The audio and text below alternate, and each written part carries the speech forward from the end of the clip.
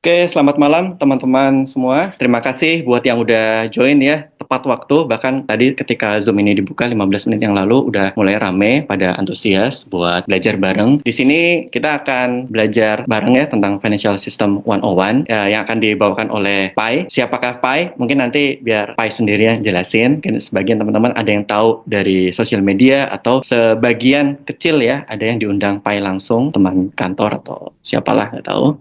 Nanti Pai sendiri yang jelasin. Saya sampaikan dulu aturannya buat acara webinar malam ini. Jadi nanti Pai akan menjelaskan tentang financial system dalam beberapa section ya, sekitar 6, ada sekitar 6 itu. Nanti teman-teman coba sabar dulu ya buat nungguin instruksi dari Pai, apakah boleh tanya apa enggak, atau kalau misalnya Pai udah mempersilahkan untuk tanya, nanti silakan tanya. Teman-teman bisa mungkin sambil komen-komen lucu-lucu atau apa gitu di bagian komentar ya, bagian di chat, nanti mungkin sambil jalan dijelasin sama Pai, sambil dibaca juga. Kita bisa sambil ngobrol networking kecil-kecilan lah, tipis-tipis di kolom chat juga. Kemudian di sini teman-teman harusnya ada fitur Q&A. Nanti sambil berjalannya bisa kumpulin itu pertanyaan-pertanyaannya. Walaupun rencana ya webinar malam ini kita maksimum 2 jam. Let's see lah. Saya expect ya biasanya webinar finansiologi itu yang datang sekitar 60, 70, 80. Ini hari ini luar biasa banget. Yang daftar udah sampai 700-an. Ini sekarang udah 250 yang join dan terus bertambah. Nanti kita lihat Q&A-nya seperti apa. Mungkin kalau misalnya 2 jam atau Pai masih cukup ya powernya buat lanjutin, bisa kita lanjutin jawabin pertanyaan-pertanyaan teman-teman,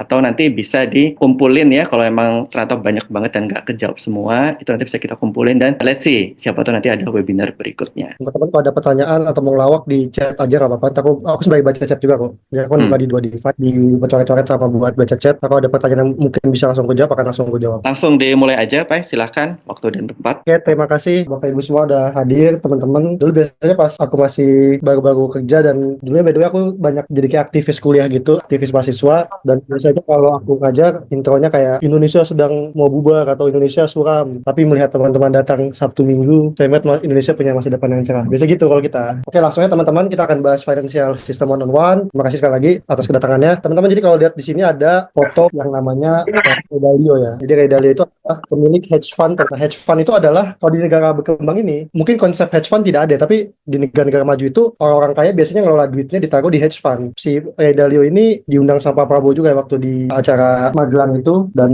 bisa bilang kenapa aku nyebut dia, karena aku akan ngambil beberapa konsep dia. Dan aku mau bilang gini juga teman-teman, kalau teman-teman mau belajar financial itu, kan harus juga menikmati itu menjadi sebuah lifestyle juga teman-teman. Kayak misalnya kayak nonton bola kan juga ngikutin gosip-gosipnya Ronaldo, misalnya nggak nikahin istrinya gitu. Ya financial juga gitu kan, harus tahu tokoh-tokohnya, kayak pemikirannya tuh apa, nonton filmnya gimana, referensinya gimana. Jadi jadi finansial atau memang kalian ingin mendalami finansial juga dinikmati juga, sama kayak kalau jadi akuntan, nonton film accounting, suka jadi dokter, nonton film drama Korea dokter dan segala macam gitu. Jadi aku pengen ngasih beberapa tokoh yang buat tambah referensi pop culture kalian gitu di bidang finansial. Ini kayak Dalio yang pertama ya. Dia sekali pemilik hedge fund terbesar di dunia, Bridgewater Associates. Nah, ini topik yang akan kita bahas hari ini. Pertama ada basic konsep, kedua banking system, central bank, crypto market, insurance, dan ekspor impor. Aku nggak tahu nih apa ekspor impor akan kegarap atau nggak. So tadi aku latihan, kayaknya kelebihan waktunya kalau apa namanya untuk ekspor impor. Jadi kita lihat aja. Nah, ini adalah basic konsep. Kita akan berdasar-dasar. Nah, mungkin ini foto di SCBD ya. Mungkin mengingatkan Mas Ridwan ya dulu berkarir di sini. Langsung aja. Nah, teman-teman ada tahu nggak ini quotes dari film apa? Greed, for lack of better word, is good. Greed is good. Itu dari film Wall Street tahun 19, film tahun 1987. Nah, jadi teman-teman, kalau dulu waktu aku masih kecil, aku main Dota itu ada cheat namanya greed is good gitu. Jadi kalau kita nge-cheat klik greed is good, dapat duit banyak. Nah, tapi doang kita nggak ngerti bahasa Inggris ya. Ternyata bacanya bukan greed is good, tapi greed is good ya. Nah, kenapa aku ngutip film dari Gordon Gekko dari film Wall Street ini, film tahun 87. Karena kita akan bahas bagaimana sebenarnya belajar keuangan itu sama seperti belajar manusia, seperti belajar psikologi, seperti belajar psikiatri, yang karena akan ngerti nature-nya manusia tuh kayak gimana dari keuangan itu. Nah, ini intro aja. Watch ada scene legendaris ya. Nah, teman-teman, sebenarnya apa sih financial system yang jadi judul kita? Nah, financial system itu in nutshell ya, itu adalah sebuah mekanisme untuk mempertemukan pihak yang kurang duit dan kelebihan duit. Makanya teman-teman akan belajar hampir semua industri keuangan itu nature-nya kayak gini teman-teman. Duit masuk, dikelola, misalnya diinvestasi atau diapakan gitu loh misalnya, kemudian keluar. Nanti dia akan ngambil keuntungan dari misalnya yang keluar harus lebih sedikit sedikit daripada yang masuk, atau yang lebih masuk lebih sedikit daripada yang keluar, tergantung nature. Tapi pada prinsipnya industri jasa keuangan atau financial system itu seperti itu gitu, orang yang kelebihan duit dan yang nggak punya duit dipertemukan. Jadi seperti pasar gitu, kalau pasar kan yang butuh barang sama yang punya duit gitu kan, kalau ini yang butuh duit dan yang kelebihan duit. Nah, kelebihan duit itu disebut bisa lenders, peminjam yang kasih duit pinjaman,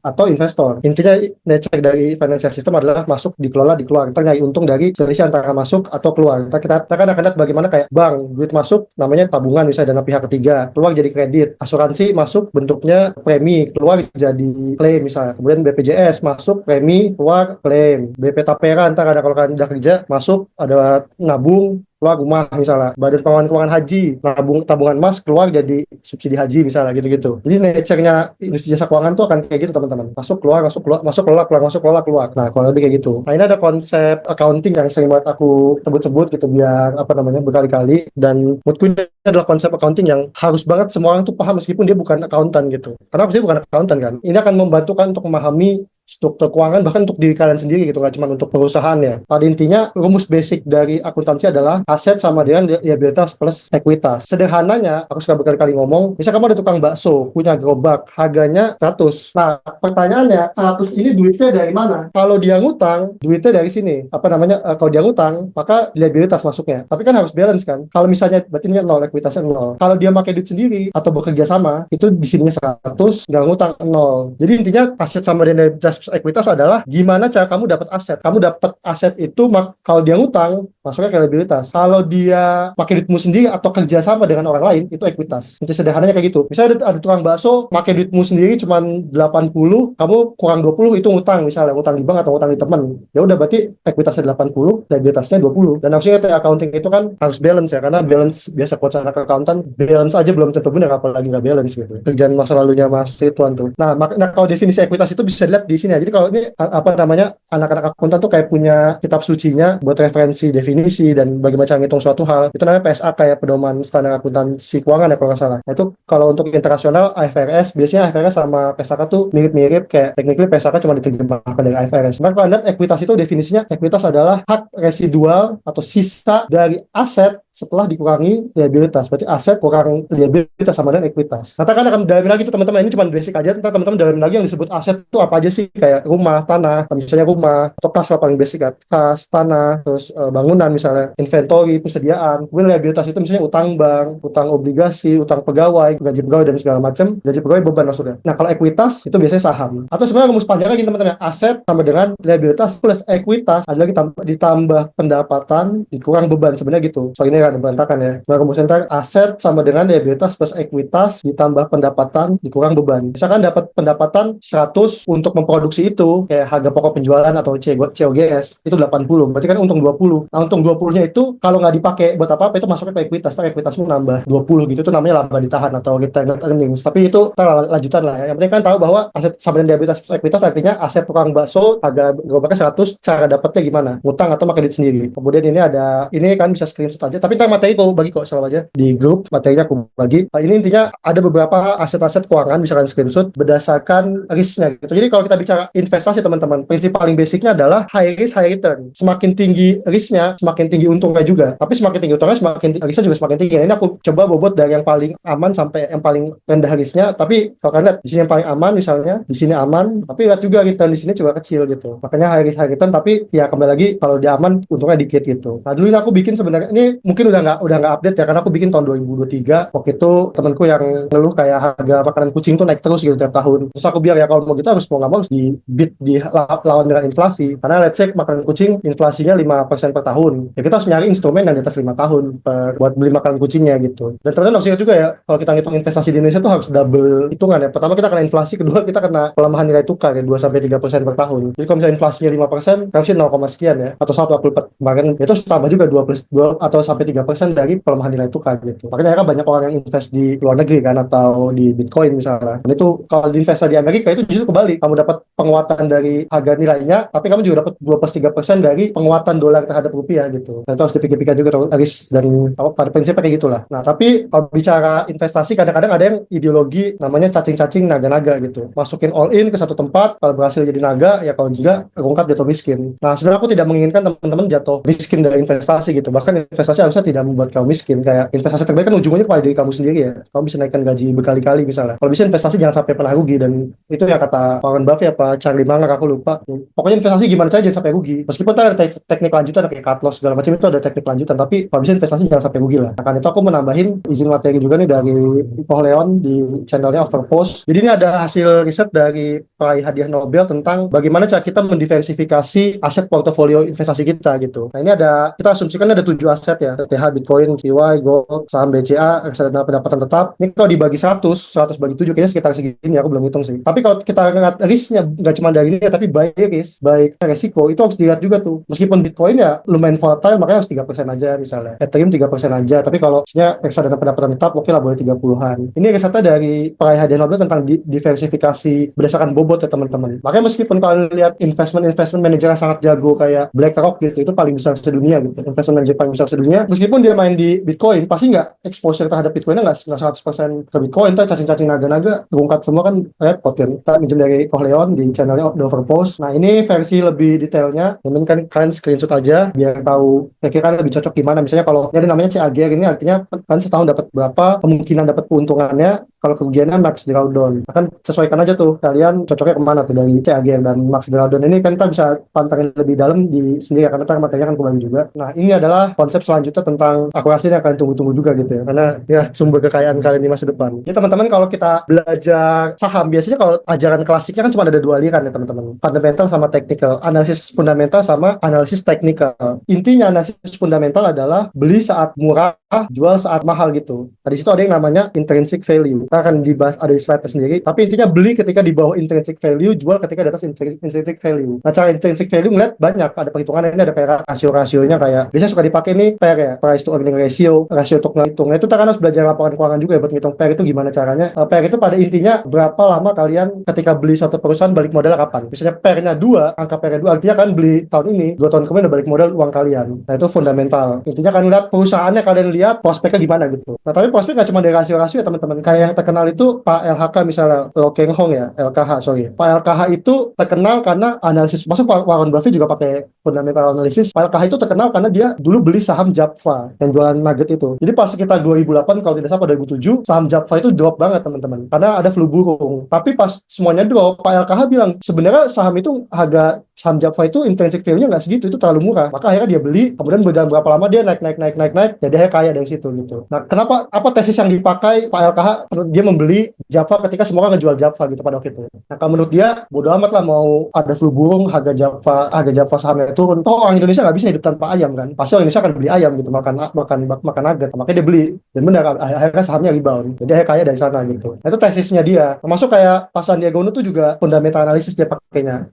Kayak dia pas dulu beli perusahaan Merdeka Copper and Gold, itu dia bener-bener nge-hire ahli emas paling jago di Indonesia menurut dia ya, nggak tahu siapa, untuk ngecek cadangannya Merdeka Copper and Gold ini emasnya berapa. Terus dia ngitung, oh kalau emas segini harga sahamnya segini, ini mah kemurahan, jadi gue beli gitu. Nah kayak gitu fundamental analysis itu ngeliat bener-bener prospek perusahaannya apakah masih di bawah intrinsic value. Kalau di bawah kita serok, begitu naik kita ketika di atas intrinsic value kita jual. Itu fundamental analysis. Kalau technical intinya, kalau fundamental analysis orang disebutnya investor ya teman-teman. Kalau technical itu trader. Ini bener-bener kerja full harian. Ini hafalan teman-teman. Kalau teman-teman lihat bener-bener kayak kalau polanya ke bawah, hutannya support, habis ini bakal ada resist naik ke atas. Ini bener-bener hafalan. Kayak kamu kalau jadi trader itu kerja harian bener-bener full. Biasanya bener-bener full kerja harian. Nah di DM sosmed itu suka ada tuh kayak nanya-nanya, bang gue megang saham ini buat trader, buat nge-trade gitu, jadi trader. Menurut lu gimana? Nah, gue nggak bisa, gue bukan trader, gue punya pekerjaan tetap gitu. Kalau trader ini bener-bener biasanya udah kerja beneran di pasar modal, bener-bener nyari uang, nyari makan dari sini, full time kerja di sini gitu. Nyari makan dari yang ngeliatin garis-garis lah. Nah kalau dia ngeliatnya dari, kalau fundamental analysis itu ngeliat dari perusahaannya, kalau technical itu ngelihat dari pergerakan harganya. Jadi kalau naik kamu jual misalnya, itu bisa mainnya cepat-cepat, makanya jadi trader dia jual beli. Nah tapi sayangnya 2-3 tahun terakhir sebenarnya yang lagi naik adalah yang ini, bandarmologi. Nah ini adalah yang akan membuat, aku yakin kalian mendengar ini gitu, karena ini akan membuat kalian kaya. Maksudnya at least 2-3 tahun terakhir ini yang dipakai sama orang-orang yang jadi kaya dari bandarmologi ya. Kalau fundamental analysis ngelihat perusahaan,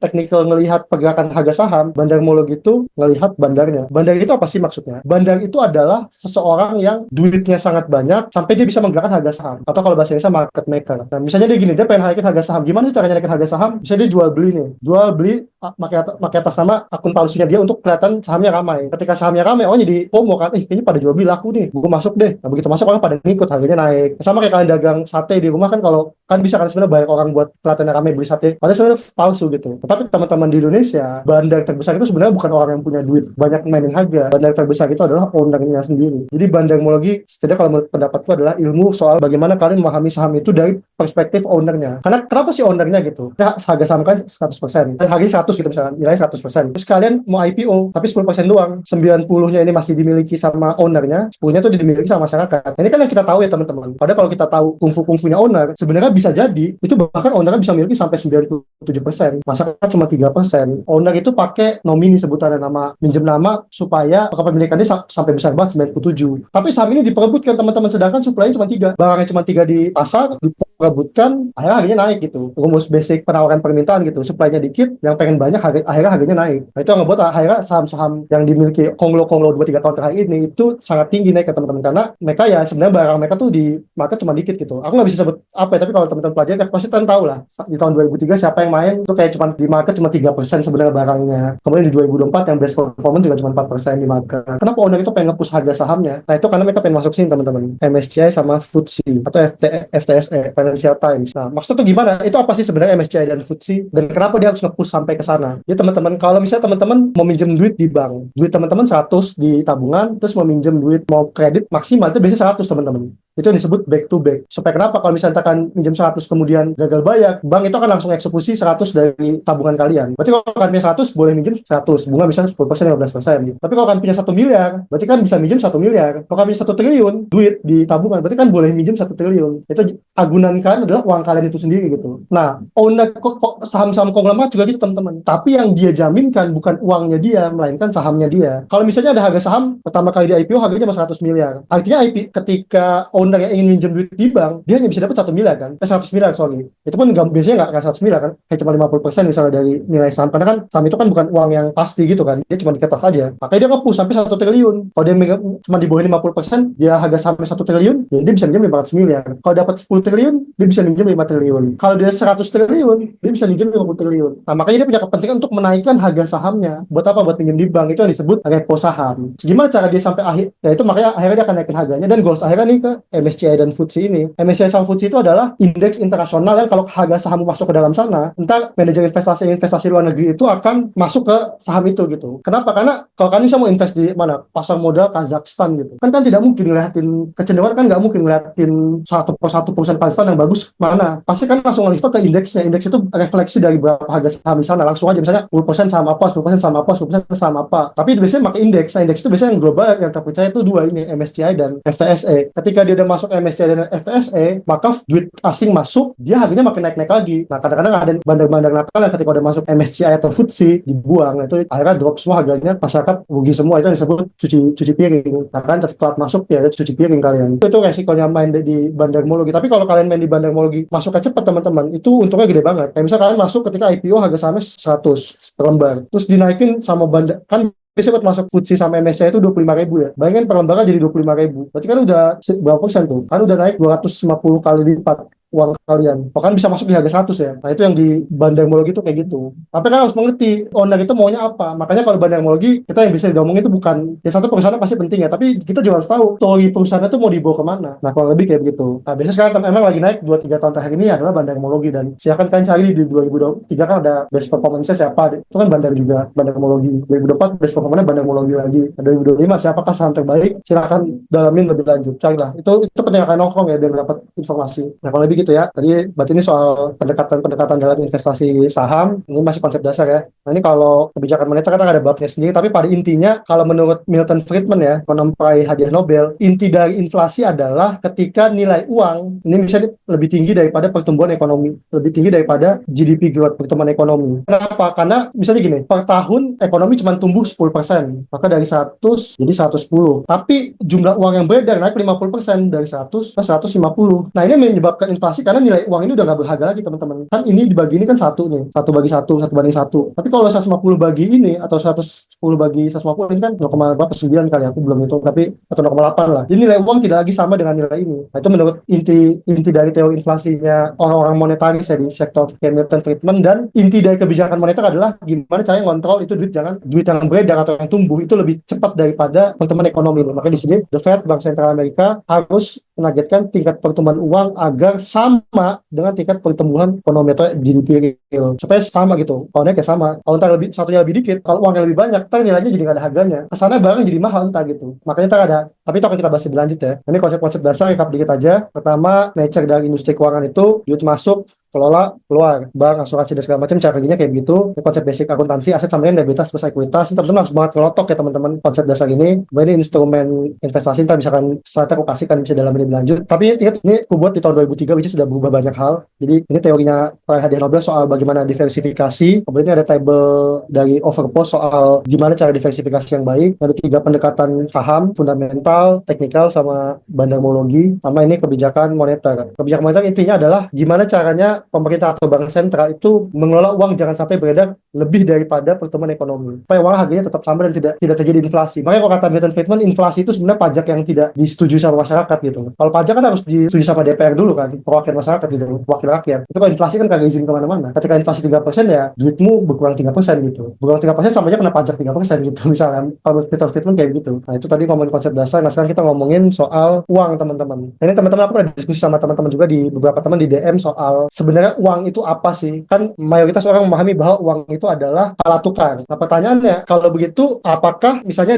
kalau di Jepang bilang alat tukar atau alat pembayaran lah misalnya, alat pembayaran. Apakah ketika seorang nelayan berlaut kemudian dapat ikan, terus ada orang bilang, gue mau beli ikan lu dong pakai kulit kerang misalnya ke Jochen Modinger, kemudian setuju. Nah itu kan ada terjadi pertukaran dan ada pembayaran gitu kan. 1 kilogram ikan sama dengan kulit kerang misalnya. Nah apakah kulit kerang itu disebut uang misalnya? Atau ada yang bilang bukan, karena gini uang itu harus ada pemerintah yang sah segala macam gimana-gimana. Nah sebenarnya ini sih pandanganku ya sebenarnya, dan pandangan monetaris juga. Sebenarnya uang itu adalah, kuncinya adalah kata trust teman-teman, percaya. As long as si nelayan ini setuju untuk menjual ikannya kepada orang atau kepada petani yang ngasih kulit kerang, dan dia setuju saling percaya bahwa ini bisa dipakai juga, maka itu adalah uang. Jadi uang adalah apapun yang dipercaya memiliki nilai untuk jadi alat pembayaran. Kuncinya adalah trust. Nah itulah problem dari, tadi kembali sedikit ke moneter, problem dari Spanyol ketika berhasil menaklukkan benua Amerika teman-teman. Jadi pas Spanyol berhasil menaklukkan benua Amerika, dia kan banyak dapat emas dalam jumlah banyak ya. Dikira itu semua uang. Padahal kalau kembali ke sini, uangnya atau emasnya beredar terlalu banyak. Tapi ekonomi tumbuhnya sama-sama aja. Akhirnya terjadi inflasi. Emasnya itu nggak ada harganya jadinya. Itu yang terjadi di Spanyol ketika berhasil menaklukkan Amerika Latin gitu. Meskipun ya semua orang percaya itu uang, tapi uang sendiri harus ada nilainya juga gitu. Harus ada diperhitungkan jumlah beredarnya. Nah kembali lagi ke sini. Jadi uang itu adalah apapun yang dipercaya. Mau kamu pakai tablet tanah liat ke kulit kerang, ke Jochen Modinger, apapun, as long as kamu percaya. Itu bisa jadi pembayaran. Tapi kan permasalahan teman-teman. Kalau kita mau cuma nelayan sama petani di laut, oke lah gitu, di pantai bisa dilaksanakan. Tapi bagaimana kalau misalnya selevel negara, jutaan orang? Apakah jutaan orang harus percaya hal kayak gitu? Nah makanya ketika dia sudah nyampe level negara gitu, jutaan orang, harus ada satu alat pembayaran yang disepakati dan dipercaya bahwa nilainya itu berharga untuk jadikan nilai tukar atau alat pembayaran. Nah makanya kalau kalian lihat di dolar ada kata in God we trust. Trust, percaya teman-teman. In God we trust itu bagi orang Amerika bukan, atau bagi seluruh dunia itu bukan kita percaya sama Tuhan, bukan, kita percaya bahwa gubernur bank sentralnya Amerika, the Fed, dan menteri keuangan Amerika itu bisa menjaga nilai dari uang itu. Jadi trust itu bukan ya itulah, trustnya bukan kita percaya Tuhan gitu, tapi ya dalam arti uang gitu, tapi kita percaya bahwa tadi gubernur the Fed dan menteri keuangan AS bisa menjaga nilai dari uang ini. Nah fungsi uang ada 3 ya, stock of value, rate of account, dan medium of exchange. Nah kemudian ini uang gitu ya. Kemudian gimana sih cara menciptakan uang? Nah kalau uang itu ada istilahnya God's,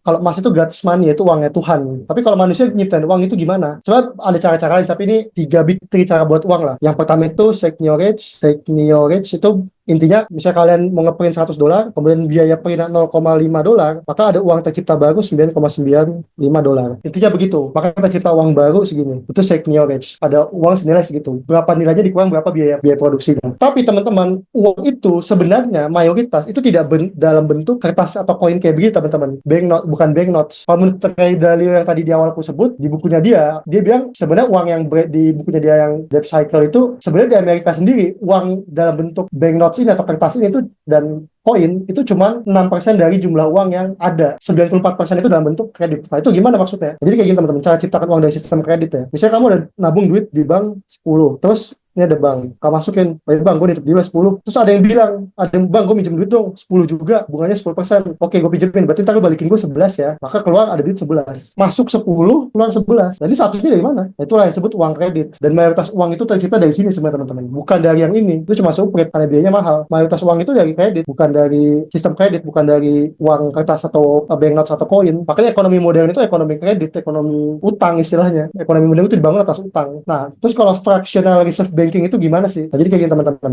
Misalnya ada orang naruh duit di sini 100.000. Kemudian ada yang namanya GWM di sini, giro wajib minimum, atau bahasa Inggris RR, reserve requirement. Intinya bank sentral bilang, woi 10% duit lu nggak boleh lu pakai ya, lu harus nyimpen di gua. Itu jadi giro wajib minimum. Di sini misalnya 10, deposita 10% misalnya. Berarti bank kalau dari 100 yang boleh dikasih ke orang lain cuma 90. Karena 10-nya disimpan di bank sentral gitu. Nah, itu giro wajib minimum itulah yang dipakai buat transferan teman-teman. Jadi kalau transfer teman-teman misalnya dari Mandiri ke BCA gitu, itu makanya di giro wajib minimum yang ada di BI, sistem kayak BI Fast, RTGS segala macam itu pakainya giro wajib minimum. Nah, that's why itu BPR, Bank Perekonomian Rakyat, itu nggak bisa transfer karena dia nggak tercatat gabung sama GWM-nya BI. Dia nggak punya GWM di BI. Karena kalau teman-teman main di kampung-kampung di BPR itu kan nggak bisa transfer. Kalaupun mau transfer biasanya itu BPR yang kaya punya ATM tapi kerjasama sama bank lain. Tapi bu ATM-nya bukan punya dia. ATM itu ya GWM tadi itu. Oke, baik, 100 dimasukin ke GWM, 10-nya ke GWM, berarti cuma boleh kasih ke orang kedua ini 90. Terus orang kedua beli mobil misalnya. Oh, beli mobil dong. Ya udah 90-nya pindah ke orang yang jual mobil. Orang yang jual mobil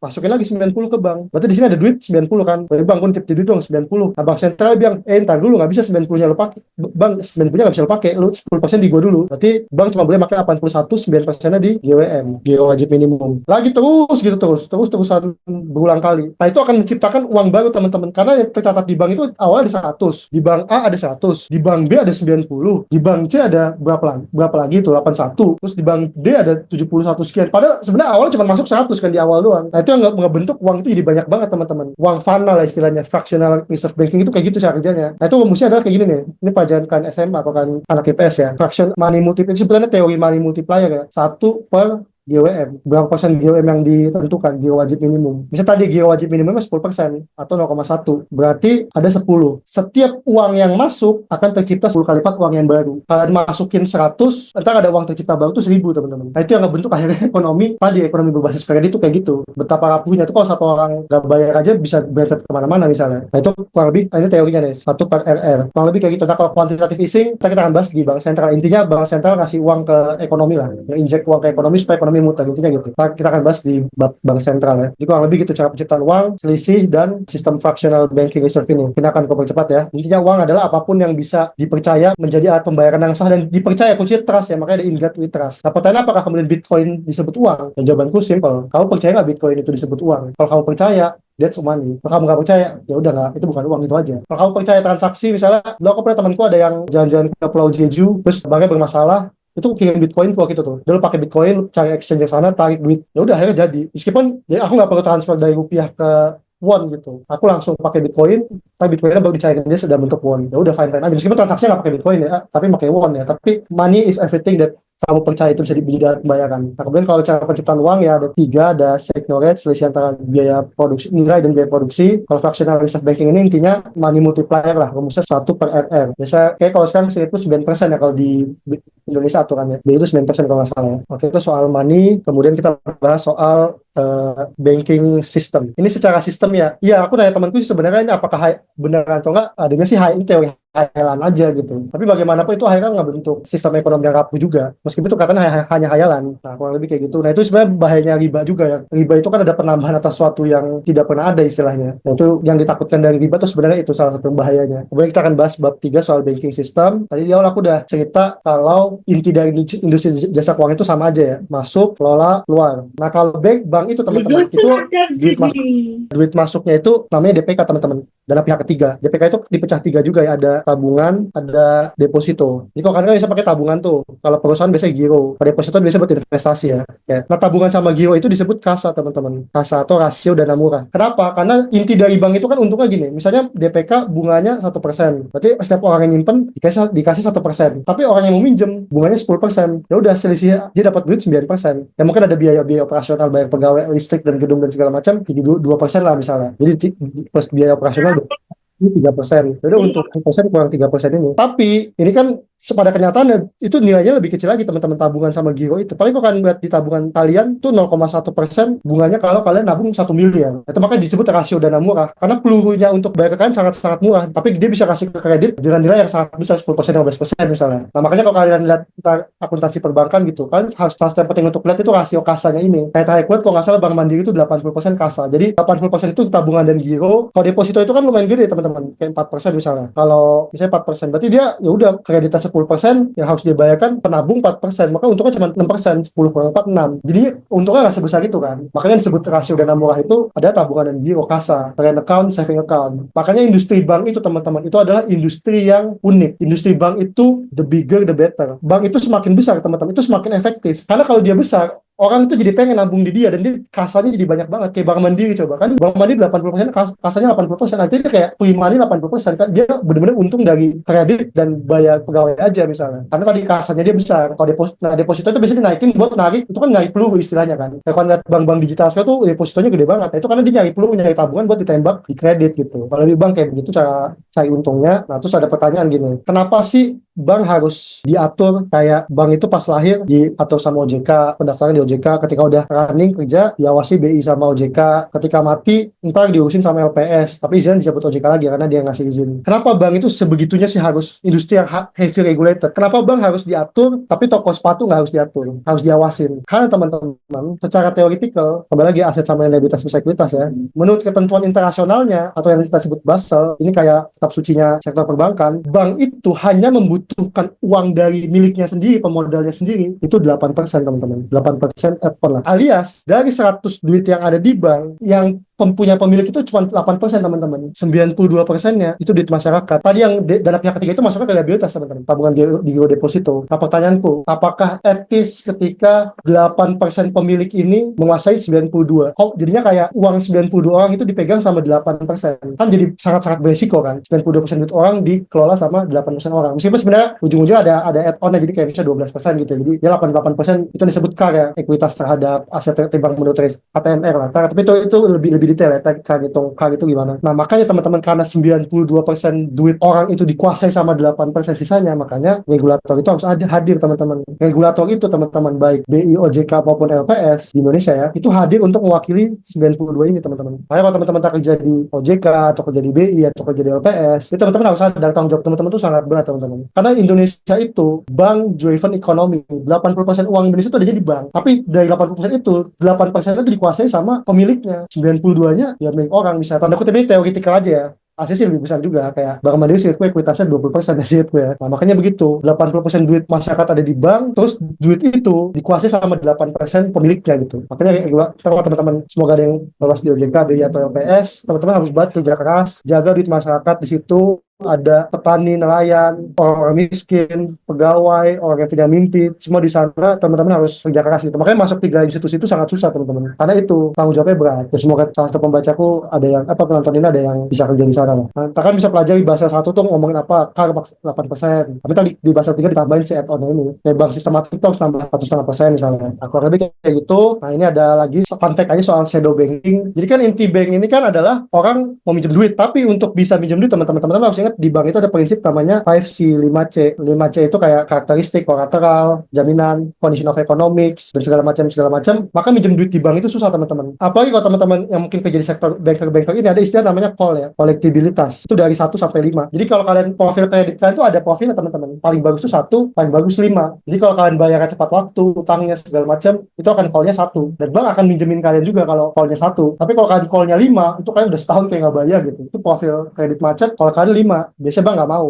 Bahkan aku dulu pernah ngobrol sama temanku yang di leasing ya. Ya intinya bank itu dapat duitnya susah lah. Profil kan harus bagus, duit gaji kan besar, jaminan kan bagus dan segala macam. Tapi kan permasalahan yang butuh uang itu nggak cuma bank ya teman-teman. Maka ada istilah namanya unbankable. Dia butuh duit tapi dia nggak bisa kalau minjem di bank. Maka muncullah institusi-institusi keuangan lain yang menggantikan peran bank itu, namanya ya bisa bilang shadow banking ini. Kayak kalau minjem kan mau beli mobil, motor kan biasa di leasing ya. Di dealer ada leasingnya, misalnya buat beli motor, beli mobil, buat yang konsumtif pada pinjol, bisa juga minjem di KSP, operasi simpan pinjam, atau di Pegadaian kan bergadaikan barang kan dapat duit. Itu semua nature-nya seperti bank, tapi karena dia lebih, kalau bank itu cuma mau makan paling kan di call 1 gitu. Ya kalau call 2 masih hoki mungkin masih dimakan. Nah, aku pernah ngobrol sama temanku yang leasing pas kami belajar soal ternyata bank itu cuma pengen biasanya makan di sektor yang call 1 doang itu profilnya sangat bagus. Terus temanku yang leasing tawa-tawa gitu. Dulu gue call 5 aja masih gue makan katanya. Ya karena itu. Tapi resikonya biasanya semakin tinggi callnya, bunganya juga semakin tinggi juga teman-teman. Ini kayak teman-teman kalau minjem duit, kalau kalian profilnya bagus banget kan, teman-teman tahu duit kan banyak tapi lagi ada masalah keuangan, minjem aja kayak, woi gue minjem 100.000 dong. Kalau kalian profilnya bagus, mungkin gak ada bunga juga gitu ya. Minjem 100.000 dibalikin 100.000. Tapi kalau kalian tukang utang, tukang hilang-hilangan,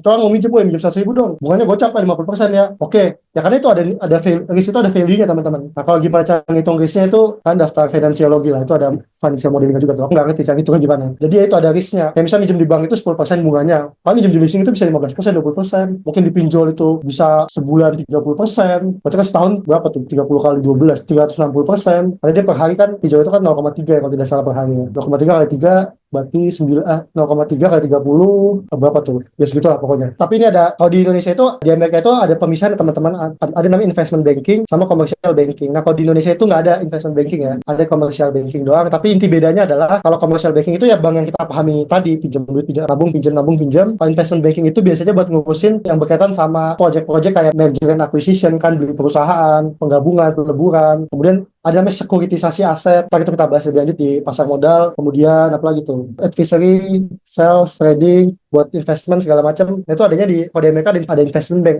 IB sebutannya. Itu dipecah dua kalau di sana. Dan kalau di Amerika IB itu sangat-sangat prestis ya teman-teman. Bahkan di Indonesia ini banyak pejabat-pejabat kita yang sukses itu dulunya investment banker. Kayak Pak Gita Wirjawan tuh investment banker dulunya di Citibank, tapi pas di Indonesia juga di direktur utamanya JP Morgan Indonesia. Thomas Lembong itu juga seingatku IB juga, dia investment banker juga. Siapa lagi yang di Dirut KAI yang terkenal tuh Pak Ignatius Jonan, itu juga IB. Terus aku juga baca profil adiknya Pak Prabowo, Pak Hasyim Joyo Hadikusuma, itu juga IB di Prancis dia. Tapi kalau aku baca sih profilnya intern ya, mungkin di BNP Paribas ya. Aku nggak tahu kerja di sana kerja atau intern, tapi kalau di profilnya itu intern ya. Tapi memang gitu, kalau kamu udah kerja di investment banker, udah di Indonesia sukses lah kamu jadi pejabat langsung. Nah, cuma di Indonesia nggak ada IB masalahnya. Nah IB itu ditempel di Indonesia di sekuritas, tapi kita bahas di capital market ya. Jadi ya kurang lebih kayak gitu. Ini banking system, intinya bank itu dapat uangnya selisih antara kredit dan dana pihak ketiga. Pokoknya kredit harus lebih tinggi daripada DPK gitu. Kemudian kenapa bank itu harus diawasi? Karena ingat dari ketentuan internasionalnya di Basel, theoretically bank itu hanya perlu 8%, untuk pendirian bank itu 8, aturannya cuma minimum 8% modal duitnya sendiri, sedangkan liabilitas dia atau uang tabungan nasabah itu 92 atau 92%, tapi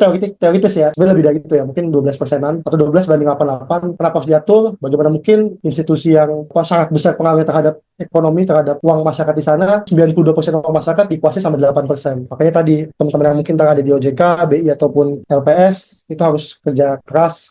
Semoga yang lulus juga dari sini aku doakan. Jangan malas-malasan kita kontak kerja di sini karena tanggung jawabnya berat ya teman-teman. Kemudian tadi nih, tapi kan masalahnya untuk di bank itu, kalau kita mau minjem di bank ada namanya prinsip 5C ya. Tapi kan nggak semua orang punya kemampuan profil yang baik untuk sampai ke 5C ini. Makanya muncul shadow banking. Cara kerjanya mirip menyerupai bank, tapi dia masih mau makan orang yang profil kredit tidak terlalu bagus gitu. Disebut unbankable. Nah kalau di Amerika itu ada namanya investment bank sama commercial bank. Kita akan bahas di asuransi bagaimana investment bank itu membuat krisis di Amerika ya. Kita akan bahas central bank. Ini ada beberapa bapak-bapak chairman The Fed ya. Ini ada Ben Bernanke, The Fed tahun 2008. Dan yang terkenal nih Alan Greenspan. Tadi aku bilang ya, kita belajar finance tuh harus juga menikmati pop culture ya. Karena kan kalau nonton film tahun 90, 90-an awal, 2000-an awal, itu kayak kata Greenspan itu jadi pop culture gitu, kayak emang lu teori ngawur lu, emang lu merasa lebih pintar dibanding Greenspan, misalnya kayak gitu-gitu. Kayak gitu, maksudnya if you want to work in finance and success in finance industry, you have to love financial pop culture juga lah, at least. Oh ini chairman The Fed perempuan yang pertama ya. Alhamdulillah Amerika akhirnya udah ada chairman The Fed ya, karena gubernur The Fed itu adalah orang terkuat kedua ya di dunia ya teman-teman. Setelah presiden Amerika ya, atau ketiga lah setelah presiden China lah ya. Keempat lah setelah presiden Rusia ya. Tapi Rusia mau kalah juga sih kayaknya. Ya orang kedua atau orang tiga terkuat di dunia lah, chairman The Fed. Kita akan pelajari lah gimana Greenspan tuh gimana sih, teorinya Bernanke itu gimana sih. Aku lupa nama Pak Bu Ellen apa namanya, aku lupa nama yang perempuanku dalamnya di Greenspan, Volcker, Ben Bernanke, atau sekarang Jerome Powell. Nah, kita akan bahas sebenarnya pemikiran soal, tadi kan aku bilang ya, kalau yang senang ngomongin bank sentral itu biasanya orang-orang yang monetaris ya. Nah, sebenarnya monetaris itu apa sih? Dan kenapa bisa muncul paham pemikiran monetaris itu dari mana asalnya? Nah, teman-teman, jadi kalau kita pertama kali bisa belajar ekonomi, kan suka dibilang ada namanya teori klasikal ya, tokohnya Adam Smith. Inti pandangan ekonomi klasikal itu adalah pasar itu selalu efisien, teman-teman. Supply dan demand itu akan selalu menemukan titik equilibrium ya, atau menemukan titik supply dan demand itu akan menemukan titik titik equilibriumnya gitu. Maka pemerintah nggak usah terlalu banyak ikut campur. Dan quotes yang paling terkenal dari classical economics, laissez-faire ya,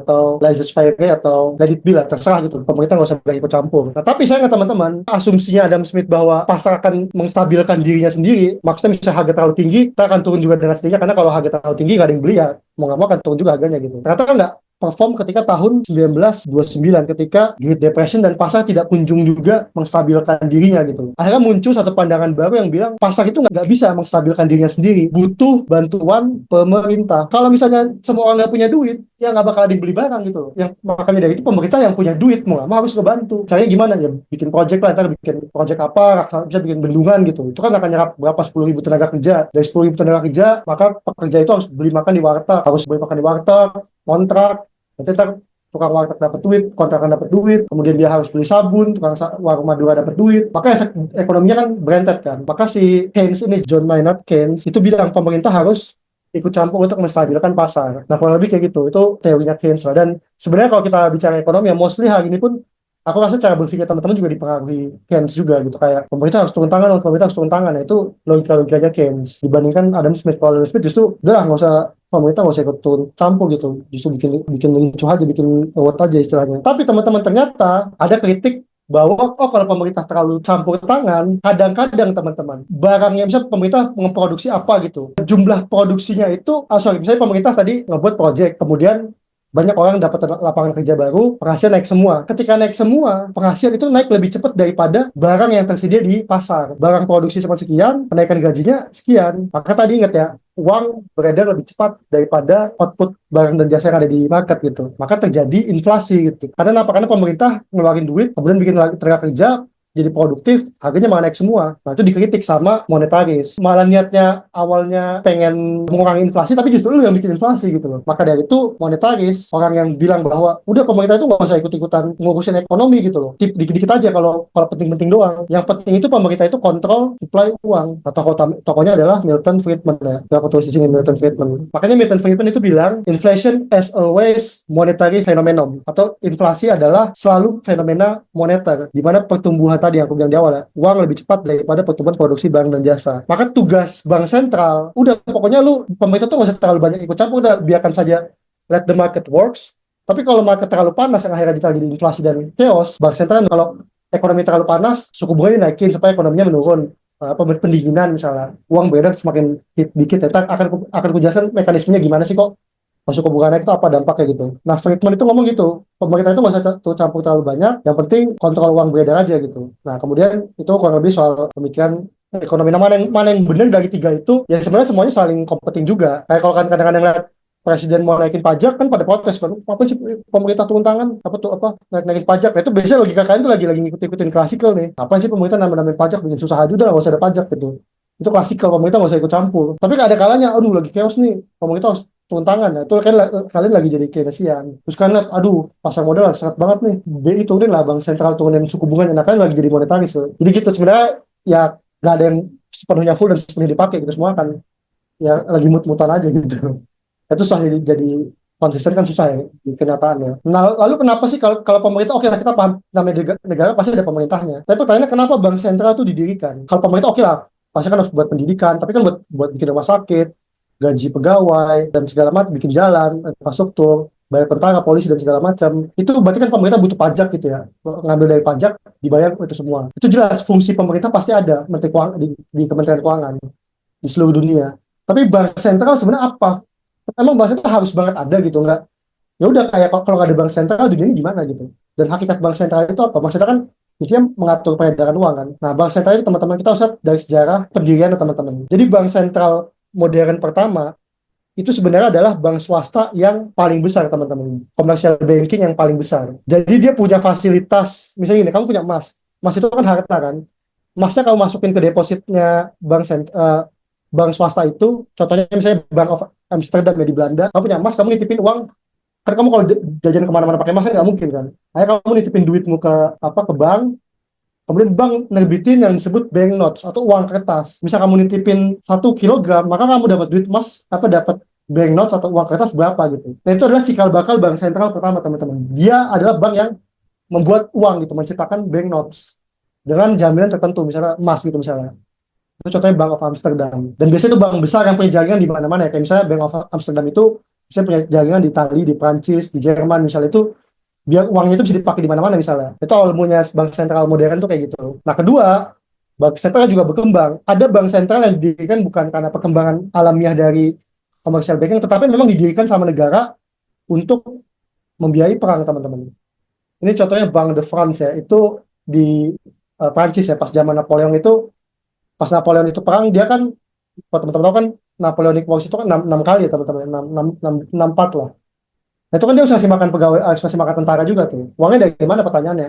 Nah, cara dapat uangnya, dan Napoleon nerbitin obligasi, terus dia nyuruh tuh ke Bank de France, lu beli dong obligasi gua. Maka ntar Bank de France dapat obligasi pemerintah, bisa ntar bisa dia nerbitin 100, ntar dibalikin 6 gitu ya.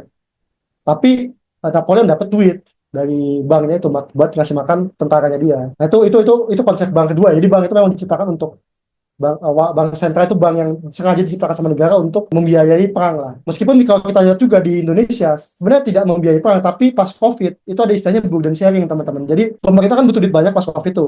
Akhirnya pemerintah nerbitin obligasi SBN, akhirnya yang beli BI juga tuh. Bagi beban lah. Sebagian dibeli BI, ntar pemerintah pakai duit sendiri juga gitu. Nah, itu burden sharing. Tapi kalau ya itu mirip sama war financing lah.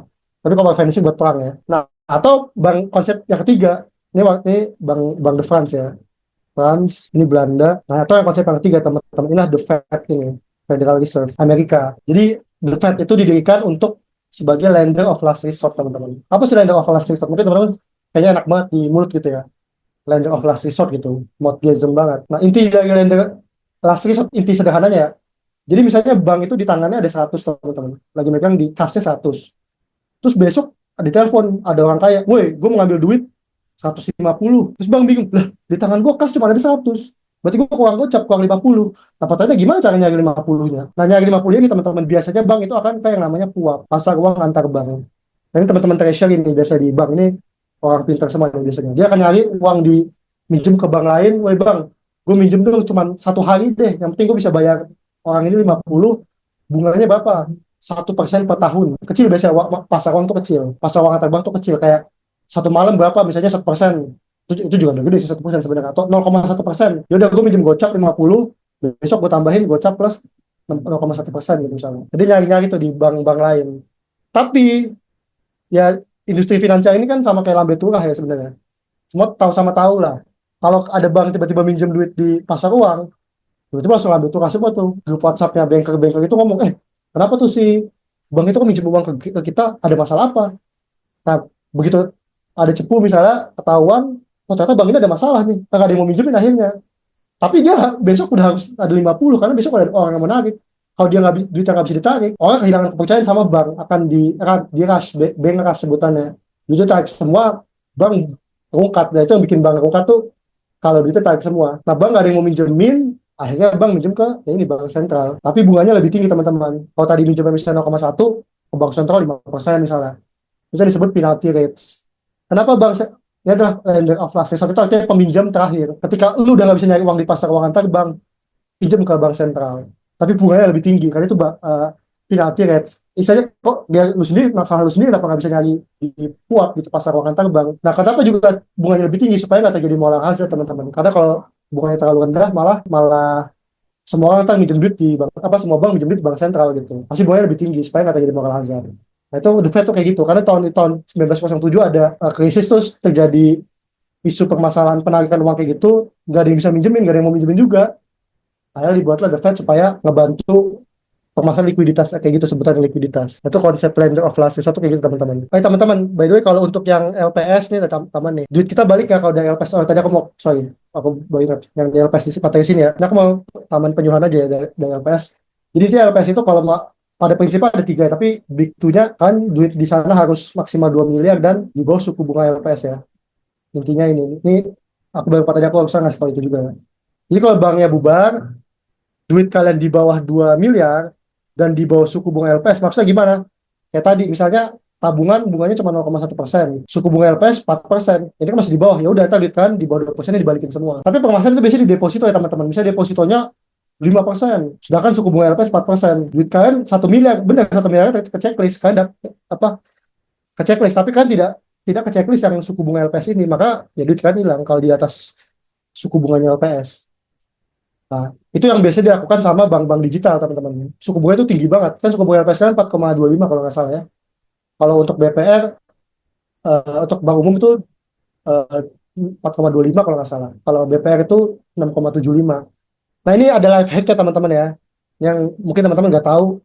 Disinilah kunci kekayaan kalian juga. Itu ada namanya ini teman-teman, bank syariah. Kalau bank syariah teman-teman, itu nggak terikat sama yang di bawah suku bunga LPS. Dia cuma terikat sama 2 miliar doang. Kenapa? Karena tadi kan bacanya di bawah suku bunga LPS. Padahal bank syariah itu kan tidak mengenal bunga ya, mengenal bagi hasil. Jadi berapapun bunga yang diberikan sama bank syariah, ketika bank itu rungkat, LPS akan ganti full duit kalian. Nah itu life hack ya teman-teman ya. Makanya kalau teman-teman tahu, ada BPR-BPR di daerah yang sehat, ngasih duit suku bunganya apa depositonya tinggi, tapi dia syariah. Nah kalau kalian tahu tuh orang-orang kaya itu naruh di sana. Di manakah BPRS itu? Nah itu ada info inilah di luar inilah. Tapi orang-orang kaya itu pada naruh di sana. Itu info jalanan lah. Kantor orang-orang kaya di SCBD naruhnya di sana-sana semua. Bahkan yang non Islam pun non Muslim, mohon maaf, itu juga naruh di sana gitu. Aku pernah nanya ke temanku yang seniorku yang non Is, dia juga naruh di BPRS gitu, bank pakai di rakyat syariah. Karena kenapa ya tadi kalau dia rungkap, ya udah dia dibalikin full. Gimana ke BPRS itu? Nah itu obrolan di luar lah ya. Nah, oke, kembali ke bank sentral. Nah, ini mungkin aku akan cepat karena waktu sisa dikit lagi. Intinya goals dari bank sentral itu kalau di Indonesia dua ya. BI itu dua goalsnya, ada stabilitas harga sama nilai tukar. Kalau stabilitas harga teman-teman udah ngerti tadi lah ya. Intinya duit beredar lebih banyak daripada apa yang bisa diproduksi. Berarti terjadi inflasi. Nah kalau terjadi inflasi, apa yang BI lakukan gitu? Pertama bisa naikin BI rate. Jadi teman-teman kalau harga itu naik, kemudian di sini ini aku bayang, nih cara kerjanya BI rate nih in nutshell kayak gini teman-teman ya, versi mudahnya. BI itu adalah bank paling kaya di Indonesia. Banknya bank lah, Bankers Bank. Ini anggapannya misalnya bank sentral BI. BI itu punya kebijakan, kalau lu nabung di gua kasih sekian. Itu namanya deposit facility. Tapi kalau lu bisa juga minjem di gua tadi, kalau bisa butuh duit, minjem di gua, ada juga bunganya sekian, itu lending facility. Nah misalnya gini, gimana cara BI itu nggak stabilin harga dari pakai suku bunga gitu, pakai BI rate. Jadi misalnya BI bilang, kalau minjem di gua, ini lending ya, minjem di gua, lo bayar 6%. Kalau nyimpen di gua deposit, bunganya 4%. Oke, berarti kalau kamu nabung di BI, tadi kayak giro wajib minimum itu, aku lupa sih GWM itu masuk dapat 4% atau enggak, aku lupa. Bisa BI bilang, kalau mau nabung di gua, kasih 4%. Nah, ketua RW ini adalah bank, teman-teman. Bayangkan kepala desa bilang, kalau lu nyimpen di rumah gua kasih 4%, tapi kalau minjem di gua kasih 6%. Nah, Pak RW juga bisnisnya sama, minjem-minjemin duit. Kalau lu minjem di gua kasih 10%. Lu bayar ke gua 10% bunganya. Tapi kalau nitip di gua kasih 3%. Nah, masyarakat berarti kalau meminjam ke dia, ke Pak RT, Pak RW, ya dibayar 10%. Kalau dia nyimpen, dikasih 3%. Terus tiba-tiba uang beredar terlalu banyak, teman-teman. Karena orang pada minjem kredit, tiba-tiba ekonomi ngeboost dalam waktu cepat. Kan panas tuh, harus didinginin kan. Apa yang BI lakukan? Kalau ekonomi panas, BI naikin suku bunga. Kayak gimana contohnya? Kepala desa ini apa yang dilakukan? Dia bilang, guys, kalau lu nyimpen di gua naikin 10%. Tapi kalau lu minjem di gua naikin lagi juga. Atau marginnya tuh 2%, 12%. Terus bank-bank ini bilang, ngelihat, loh, aku di BI dapat 10%. Ngapain gue minjemin orang kalau gitu? Ya udahlah, mending gue taruh aja gue di BI. Maka dia nggak peduli lagi dengan, dia nggak bakal ngasih duit ke orang. Jelas gitu, taruh di BI duitnya nggak bakal hilang. Risknya nol gitu, resikonya nol. Tapi kalau ngasih ke orang kan bisa nggak dibayar. Tapi kan ada orang butuh banget duit. Terus orang bilang, Pak RW, kan gue juga butuh duit gitu. Ya gimana caranya gue bisa minjem duit dari lu? Nah kata Pak RW, gue minjem di BI 10. Selama ini gue ngasih ke lu 10 juga. Ya mending gue naruh di BI dong, nggak ada resiko. Oke boleh lah, lu minjem di gue tapi gue naikin ya ke 15%. Lu masih mau nggak? Ya sebagian mau kan, karena makin mahal kalau butuh banget duit ya udah ambil. Tapi kan kali 15% kan orang jadi nggak pengen, udah males gue, tahan aja dulu, suku bunga lagi tinggi. Akhirnya orang nggak minjem kredit. Karena orang nggak minjem kredit, tadi kan kita udah belajar bahwa sistem ekonomi modern itu didasarkan pada kredit ya. Maka udah akhirnya pabrik nggak ekspansi, restoran mungkin nggak minjem-minjem duit, akhirnya semuanya turun. Gitu turun, jumlah uang beredar masuk semua juga ke BI. Tadi karena nabung di BI 10% gitu. Orang nggak minjem kredit, bank juga malas ngasih kredit, bunganya ketinggian, akhirnya ekonomi menurun gitu, mau apa, mendingin lah istilahnya. Itu cara kerjanya BI Rate kayak gitu teman-teman. Nah, bisa juga BI kalau ekonomi terlalu panas atau misalnya inflasi terlalu tinggi, dia bisa naikin namanya naikin GWM, giga wajib minimum. Tadi misalnya 10% doang, berarti dari 90 duitmu 10-nya harus kamu masukin. Berarti kan dia bisa naikin BI, misalnya dia pengen nurunin 20% misalnya. Berarti yang bisa kamu bank yang bisa dia kasih ke masyarakat cuma 80%. Artinya duitnya ya semakin sedikit yang bisa dikasih ke masyarakat. Berarti kreditnya menurun, ya ekonomi menurun, apa, temponya menurun lagi, nggak panas gitu, turun. Bisa juga LTV, loan to value. Loan to value itu intinya DP mobil, DP rumah, DP KPR, DP motor. Intinya misalnya loan to value-nya 60%. Artinya kamu kalau mau beli minimal DP-nya 60%. Nah, itu juga nurunin ekonomi teman-teman, karena kalau DP-nya sampai 0%, artinya kamu bisa minjem minjem ke, bisa beli motor tanpa pakai DP kan. Akhirnya yang beli motor jadi banyak. Nah, beli motor banyak jadi inflasi. Nah, itu bisa ngatur juga tuh LTV, pakai loan to value, dinaikin LTV-nya buat stabilitas, stabil harga motor misalnya. Bisa juga dia akhirnya namanya KLM. KLM itu intinya kan GWM itu ada 10% tadi ya, giga wajib minimum. BI bisa suka kerja sama pemerintah, bilang misalnya presiden pengen, kalau bank, BI bantuin gue dong, kalau bank ngasih kredit ke industri pariwisata, GOM-nya diturunin ya. Saya kalau ngasih industri ke pariwisata dapat diskon 1%. Berarti bank di GOM-nya cukup 9%. Nah, 1% ini bisa dipakai nih buat kredit lagi. Itu KLM tuh, aku lupa singkatan apa. Ada likuiditasnya lah. Bisa juga kayak gitu tuh kalau mau stabilin harga, mau nurunin inflasi biasanya. Nah, kalau nilai tukar, ya bisa juga pakai BI rate, tapi itu akan pelajari sendiri. Bisa juga biasanya pakainya ini teman-teman, intervensi pasar falas. Jadi inti dari nilai tukar ini kan, kalau dolar kayak kita lagi melemah sekarang, artinya rupiah lebih banyak beredar daripada dolarnya kan. Supply dolar sedikit, rupiahnya banyak. Yang pengen dolar tuh banyak, tapi supply cuma dikit gitu. Akhirnya harga dolarnya naik, rupiahnya melemah. Nah, itu bisa B itu nge apa B itu punya cadangan dolar teman-teman, di duitnya banyak, dolarnya banyak, dia bisa tuh dia jual dolarnya, dolar dijual-jualin biar supply dolar lebih banyak di masyarakat, maka dolarnya jadi nggak langka-langka banget, akhirnya nilai dolarnya turun gitu. Nah, itu pakai intervensi pasar falas. Atau juga misalnya dia pakai, sebenarnya operasi pasar terbuka lebih cocoknya di sini sih, sorry, saya aku salah. Operasi pasar terbuka itu intinya BI itu akan ngebeli aset-aset keuangan buat nyuntik ekonomi, apa, nyuntik duit ke masyarakat. Misalnya bank lagi nahan nih, nggak mau ngasih kredit, akhirnya obligasinya sama BI dibeli, kemudian duitnya BI ngasih duit, terus duitnya sama bank dipakai buat muter lagi. Nah, kalau lebih kayak gitu, nanti teman-teman baca lebih detail lagi teman-teman, akan waktu semakin dikit, soalnya aku kadang-kadang kelamaan. Teman-teman bisa baca sendiri gimana cara kerjanya kebijakan itu. Nah, ini PLJP itu tadi ya, Land of Last Resort, maksudnya PLJP. Kemudian aku ke capital market, dari film Wolf of Wall Street ya. Dan ini ada quotes yang sangat, karena aku bahasnya financial system bukan cuma cara nyari uang, tapi kan juga harus paham bahwa financial system itu juga cukup rapuh gitu. Nah, aku mau ngutip quotes dari John Todd dari film Margin Call. Dia bilang, gak ada bedanya hari ini dan sebelum-sebelumnya. Ini ada krisis teman-teman, krisis zaman dulu. Tahun segini, tahun segini, tahun segini, tahun segini, tahun segini, tahun segini. Kita akan terus melakukan hal-hal yang sama, greed kayak tadi. Kita nggak bisa menolong diri kita, we cannot help ourselves. Kita nggak bisa mengontrol itu, kita nggak bisa menghentikan itu, dan kita nggak bisa membuat itu, melambatkan itu. Maksudnya krisis itu akan selalu terjadi teman-teman. Di sepanjang hidup kalian, krisis itu pasti kan akan pernah krisis. Ya minimal kalau kalian lahir 98 udah pernah 98. COVID juga krisis. Pasti sepanjang hidup kalian itu kan akan krisis. Karena kenapa? Kenapa krisis itu tidak bisa terhindarkan? Hanya di sini teman-teman. Krisis ekonomi itu tidak bisa terhindarkan. Karena itu sesuai dengan nature kita sebagai manusia teman-teman. Kita kadang-kadang ada siklus mania, kita nge-hype banget, naik tinggi, begitu udah terlalu tinggi, harga suatu nilai aset investasi, terlalu tinggi nih, gue jual. Begitu jual semua drop, pada drop semua, crash di sini, pada rugi bandar misalnya. Perusahaan yang investasi sana duitnya hilang semua. Maka karena dia hilang, dia harus efisiensi, dipecat semua orang-orang. Nah itu, ekonomi itu kayak begitu, dia tidak akan pernah bisa dihentikan krisis itu teman-teman. Makanya di Al-Quran kan juga ada kan yang surat Yunus ya kalau tidak salah, Yusuf, yang 7 tahun panen dan 7 tahun paceklik, itu maksudnya itu 7 tahun akan ekonomi naik, orang euforia, mania, begitu turun, drop, drop, 7 tahun paceklik. Dan di surat Yusuf itu kan ada kalimat lanjutannya juga yang penting juga, orang suka lupa ya.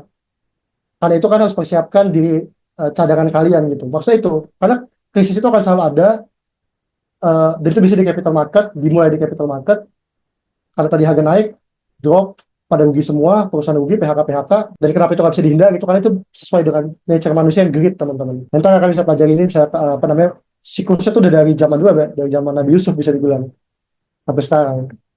Dan kita akan nggak pernah bisa lari dari itu. Makanya aku sangat, ya teman-teman juga harus punya cadangan, kasih apa, kata buangan yang sangat baik ya teman-teman, yang dibanyakin ya teman-teman, karena krisis kita nggak pernah tahu krisis apa yang terjadi, dan nah, kalau krisis kesulitan bahaya juga. Nah ini kurang lebih soal apa namanya, tadi aku bilang di awal, kayak Dario pernah bilang bahwa ekonomi kita tuh dibangun dari sistem kredit, makanya sangat-sangat rapuh. Bahkan menurut bukunya Ray Dalio, di videonya Ray Dalio, di video ini ya, kalian nonton aja, How the Economic Machine Works, uang yang beredar tuh 94% itu dalam bentuk kredit, sedangkan yang cash itu, yang pada bentuk uang itu cuma 6% ya. Ini value investing tadi, soal intinya beli pada harga murah, jual ketika mahal. Nah, ini aku akan bahas bagaimana cara pasar modal itu bekerja. Aku minta waktu sampai 45 ya teman-teman, tambahin kalau ada mau tanya, eh, silahkan aja. Energiku banyak udah tidur siang tadi. Eh, ini adalah gimana inti dari pasar modal itu apa sih? Inti dari pasar modal itu adalah pasar modal ya, orang pengen nyari uang, pengen nyari modal gitu. Nah, ketika perusahaan itu butuh uang buat ekspansi, ada beberapa hal yang bisa dilakukan teman-teman. Itu yang disebut fundraising. Bisa dia tadi kan aset sama dengan liabilitas plus ekuitas. Kalau yang dia ngutang, maka yang berubah itu liabilitasnya. Tapi kalau dia kerjasama atau pakai duit sendiri, itu yang berubah ekuitasnya. Tapi kalau nyari uang kan nggak pakai duit sendiri, pakai duit orang kan. Atau ntar model hybrid. Nah itu gimana sih maksudnya hybrid antara utang dan apa namanya, utang, liabilitas dan ekuitas. Jadi kalau perusahaan itu butuh duit, dia bisa satu ngutang di bank, ya basic lah ya. Atau dia nerbitin obligasi, dia nerbitin surat utang, dia bilang gue jual ke sini bunganya 5%, ntar kalau lu minjem ke gue setahun gue kasih 5%, kalau lu naruh 100 gue balikin 105 gitu. Itu makanya kalau di accountingnya yang berubah di liabilitasnya. Atau yang kedua, kamu kerjasama, tadi kan aku bilang tukang bakso mau ngutang atau mau kerjasama gitu ya. Kalau kamu bilang gini, gue butuh uang sekian, uh, gue mau ekspansi bakso gue jual deh sahamnya 20% gitu. Keuntungan gue ntar kalau lu untung 20%-nya buat lu, apa 20%-nya buat lu. Ya udah, ntar berarti dia nggak jual sahamnya 20% ke orang itu. Setiap keuntungannya, untung 100 dibagi, kita cuma boleh ngambil 80, 20-nya buat orang apa namanya, investor kita gitu. Nah, bisa dibilang gitu kalau lebih cara yang kita keluarkan saham lah. Kita jual saham kita gitu. Kita tawarkan ke publik. Nah, kalau kita tawarkan ke publik namanya IPO. Kenapa IPO itu penting untuk tawarkan ke publik itu? Kenapa nggak cuman, ya kenapa IPO itu penting? Karena kalau kalian tukang bakso cuma butuh 10 juta 20 juta, mungkin kan bisa ngetok-ngetok ke rumah orang gitu. Tapi kalau kalian butuh, misalnya industri petrokimia gitu, butuh 10 triliun. Nah, itu spoiler juga tuh, industri petrokimia saham apa. Pertanyaanku, gimana cara dapat 10 triliun? Kamu harus ngetok berapa rumah buat dapat 10 triliun? Nggak bisa kan? Makanya kan harus menawarkan itu ke publik. Makanya mekanisme IPO atau penawaran umum. Tapi bisa juga kan jualnya ke orang-orang tertentu gitu. Kayak, ini mau beli saham gua nggak? Itu namanya private placement. Nah, ini kerjaan Warren Buffett di Berkshire Hathaway itu ini. Dia beli saham pakai private placement. Jadi ntar dia nggak ditawarin ke publik biasanya. Sandiaga Uno juga begitu. Perusahaan dia Saratoga ya. Saratoga itu sama Pak Edwin Suryajaya berdua, itu dia invest di perusahaan yang biasanya masih tertutup, dia kelola tadi kayak Merdeka Copper and Gold. Terus tadi dia ketika udah prospek di IPO kan, harga sahamnya naik, dia beli harganya 2, begitu dijual harganya 200, dia naik 100 kali lipat kekayaan dia. Itu private placement. Nah, bisa juga right issue. Kalian menawarkan kembali, misalnya gini, saham kalian 100 senilai 100. Kan bisa bilang, woi gue butuh uang tambahan 20 senilai 20 saham juga. Maka jumlah sahamnya naik dari 20, karena kamu butuh 20 duit juga, maka naiknya juga jadi 20. Nah, kamu tawarkan itu ke pemilik yang lama ini. Lu mau ngikut gue beli baru nggak? Kalau lu mau ngikut, ya ikut. Tapi kalau nggak, ntar saham lu terdilusi, menurun. Karena kan jumlah sahamnya tadinya, kalau kamu punya 10 di sini, maka kamu punya 10%. Tapi ketika kamu udah ke sini 120, berarti kan 10 per 120. Kalau kamu mau ngikutin tetap 10%, kamu harus tambah lagi juga. Itu yang tambah 20% lagi. Dari 10, berarti ya kamu beli tambah 2 misalnya gitu. Nanti kalau anak-anak saham nyebutnya right issue itu tebus ya. Biasa kalau saham, itu salah satu clue lagi tuh. Bandarmologi itu ada namanya corporate action, karena harus perhatikan banget ya right isunya, salah satu bentuk corporate action. Makanya tambahan teman-temannya ilmu tambahan dari bandarmologi ya bisa dibilang.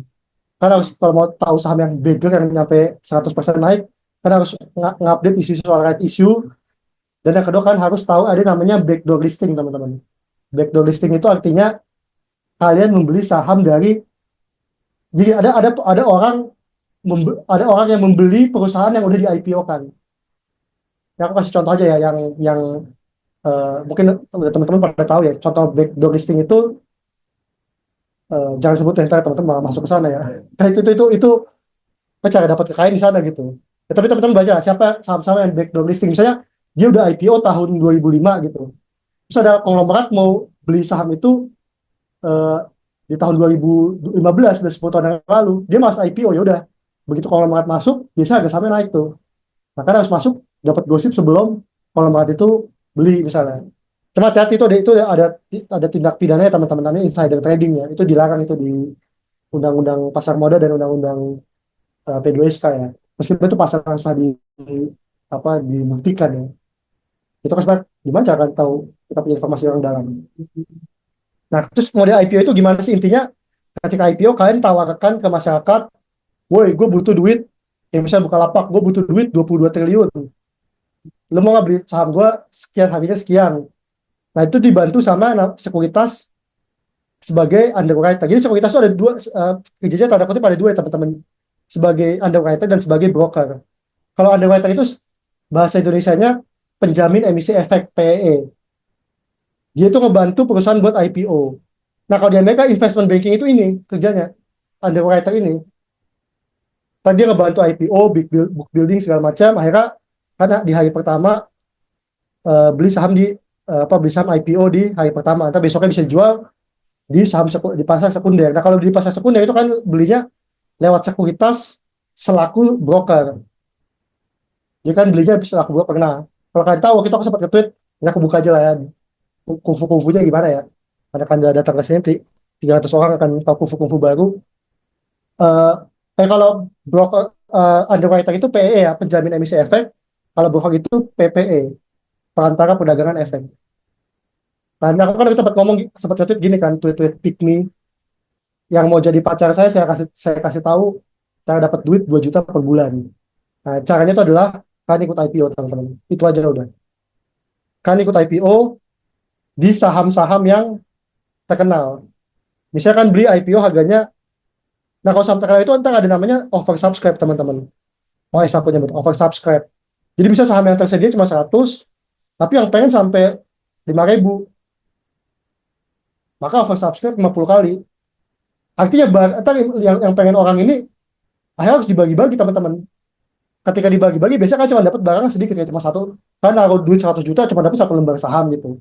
Ya lumayan lah, gopay lah 500.000 misalnya. Satu lembar saham. Dua, sehari biasanya bisa naik berapa persen, berapa persen, berapa persen. Bisa 3 hari jual udah 300%. Berarti naik ke 2.000, itu kan jual aja misalnya 1.500 kan dapat 1,5 juta. Udah bayar kos-kosan selesai. Nah kalau kalian endurance lebih tinggi kan tahan lagi tuh. Ya kayak kalau kalian ngikutin saham-saham di bulan Januari itu ada dua saham yang naik. Itu udah berapa persen naik? Udah 700% kali. Masuk di harga 400, naik ke berapa terus kalau kali 7 berarti berapa tuh? 2.800. Berarti kan kalau 2.800 kurang 400 kan dapat 2,4. Udah bayar kos-kosan udah cukup kan kos. Bahkan bayar apartemen yang murah aja udah dapat itu. Jadi cuma kungfunya sederhana aja. Udah kan ikut IPO, tapi kan harus paham perusahaannya. Nah itu dia sayangnya tiap IPO nggak tiap bulan. Nah, kalau aku baca bursa efek tuh mau tahun ini ada 66 perusahaan ya kalau nggak salah. Tapi apa namanya kita nggak tahu. Nggak usah kalau 66 dibagi 12 kan 5 per bulan ya. Tapi nggak tahu ada kebijakan apa kok jadi nggak, bulan ini belum ada yang IPO. Tapi ya tadi aku bilang unlimited money glitch itu adalah ikuti IPO. Eh, tapi kan harus tahu kapan keluar ya. Ntar kalau udah drop takutnya kan rugi. Tapi kan kalau kalian belinya 500 kemudian naik ke 2.000 terus turun ke 1.900 kan itu kan nggak rugi karena kan belinya tetap segini. Itu masih 3 kali lipat juga. Dapat 1,5 juta udah jadi kos-kosan premium di Jogja gitu. Jadi ya itu sebenarnya fungsi intinya itu aja. Ya terus saya pick me-nya ya udah kalau ya bedanya apa kalau jadi pacarku ya setiap bulan aku kasih tahu yang bagus yang mana gitu, itu aja sebenarnya. Tapi itu pun nggak harus jadi pacarku sebenarnya. Itu tweet-tweet pick me nggak jelas aja lah. Sampai 50.000 aja lah aku delete tweetnya, langsung di DM DM nggak enak aku jadi. Sorry teman-teman, nah, intinya itu aja, ikut IPO aja lah. Nah, yang ketiga itu adalah hybrid.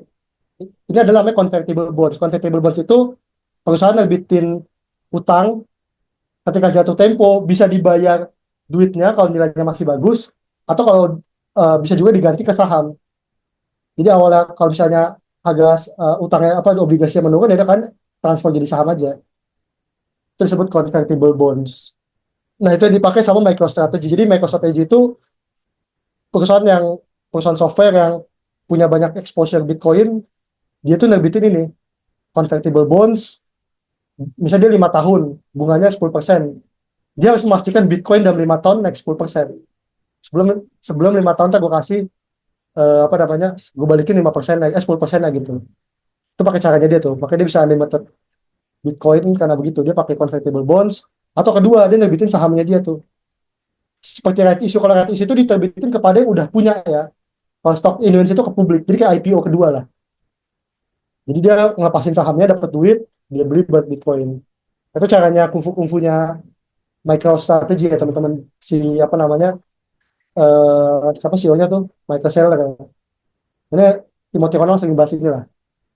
Nah, ini yang disebut Timothy Ronald itu sebenarnya kenapa Bitcoin itu lebih fair daripada saham, karena saham itu bisa diterbitin lagi gitu sama kayak nyetak uang sebenarnya. Pakai right issue, pakai stock issuance, issuance, sedangkan Bitcoin itu jumlahnya cuma 21 juta sampai dia habis, apa sampai apa 21 juta, sekarang yang udah tambang 19 juta. Kalau aku hitung-hitung di AI, Bitcoin terakhir ditambang itu akan di tahun 2140, atau berarti 100 tahun lagi lah, 115 tahun lagi lah. Which is kita udah mati pasti ya kan.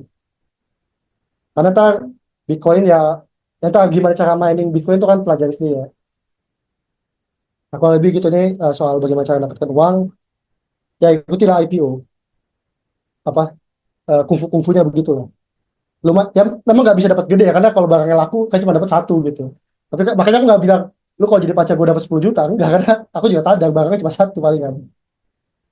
Ya karena itu eh, barangnya cuma terbatas loh. Nah, tadi aku udah bahas ini ya, intinya kalau bandarmologi, tadi aku udah technical fundamental bandarmologi, intinya ya ikutilah apa yang diinginin sama owner. Owner itu adalah bandar itu sendiri. Biasanya owner ngejar biar masuk indeks MSCI dan FTSE ya. Eh, biasanya tuh buat masuk MSCI ada yang bilang sekitar 25.000 harga sahamnya. Artinya kalau kamu ikut IPO di harga GoPay, terus naik ke 25.000, kali berapa tuh? Tapi maksudnya, ya ini kita dapat satu lotnya ini masalahnya. Tapi kalau kan dapatnya 10 lot kan 10 kali ini kan lumayan tuh, berapa duitnya.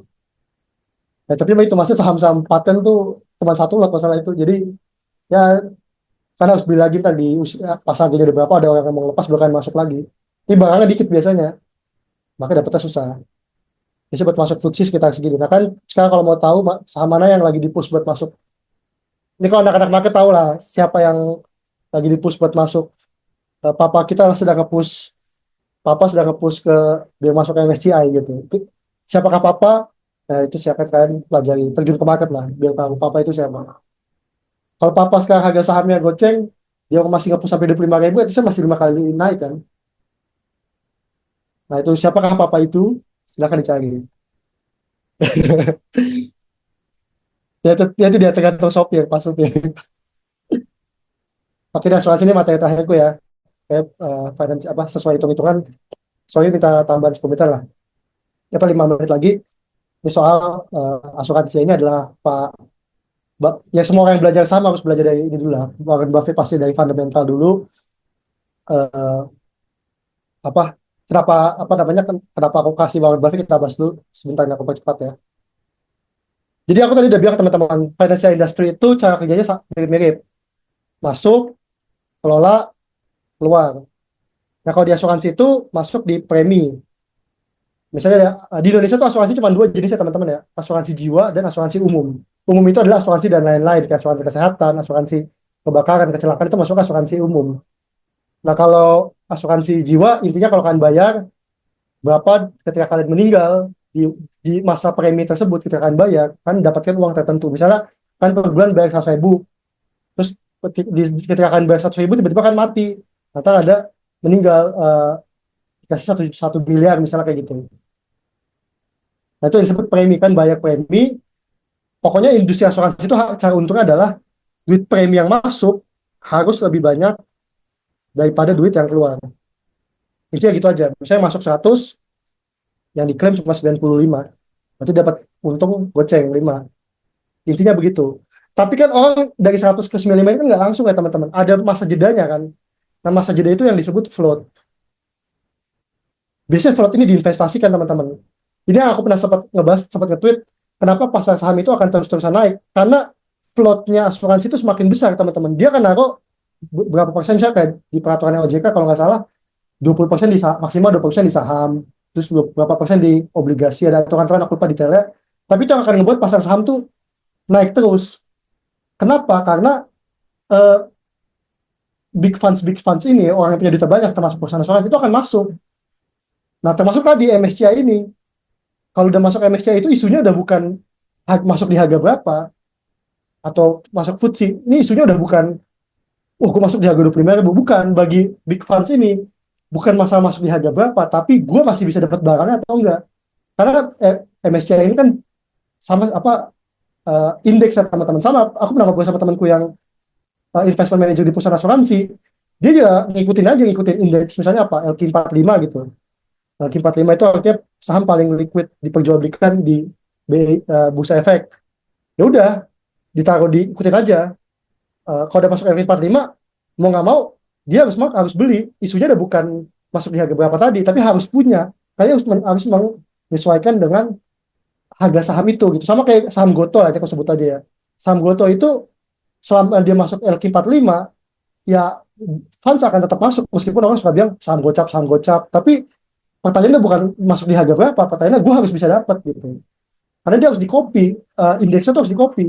Kalau istilahnya kalau di indeks ada saham A, B, C, D, E sampai 10, ya 10 harus di copy. Sama kayak MSCI juga begitu. 10 saham terbesar di Indonesia harus di copy. Nah, masalahnya tadi kan barangnya cuma 3% diperebutkan, naik gitu. Harganya naik. Nah, Warren Buffett itu menggunakan float ini untuk beli perusahaan lagi teman-teman. Sebelum diklaim kan ada uang tertentu berapa tuh.